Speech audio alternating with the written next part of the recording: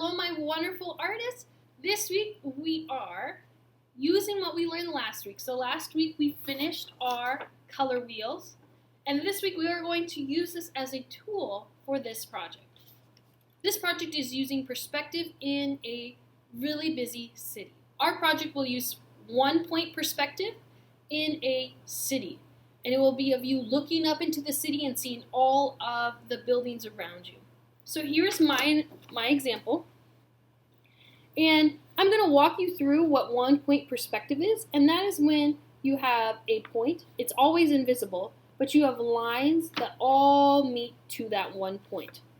So we will have perspective, and we will use our color wheel to help us make our rainbow color wheel city. This is a 2-week project. You can add as much detail as you would like. It is up to you. You could go even further and add in tiny windows. You could add people walking by, cars on the street. That is up to you and how detailed you want to get. Let's get started. We are going to cut a square out of a piece of paper. So I'm using a old gallon ice cream container. You could use a bowl. We're just looking for something that has a circle. There is my circle, and I'm going to fold that little bit over so I have a straight line, and I'm going to cut on that folded line. So remember, you can pause the video whenever you need because you have to listen and learn, so you definitely will need to pause it. If it is going too fast, pause it as many times as you need. After we have our square, the next step is to add a dot right in this center. We are using a ruler for straight lines.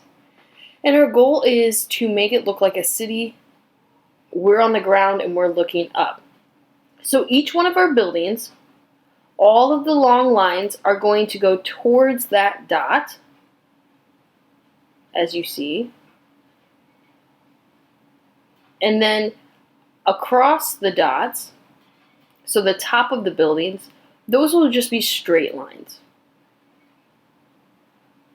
So I'm using the ruler to touch the dot as well as the edge of the paper so I know my angle. You could start your line at the dot, then erase, if that is helpful to you. You can have some buildings tall and skinny, or some buildings short and wide. We are going to do this around the entire circle.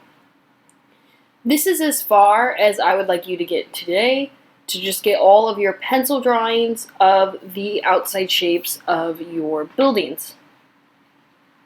Remember, you can use a ruler, or you could use something else that is straight. You could use a folder, you could use another pencil if you don't have a ruler at home. But I'm mixing in short and tall, skinny and wide buildings.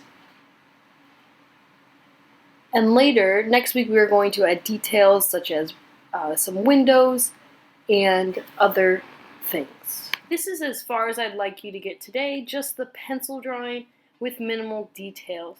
Make sure you keep this safe for next week. Woohoo! We are all done with part 1 of this project. Don't forget to take a photo of it and post it onto Google Classroom. I can't wait to see what you do. Bye!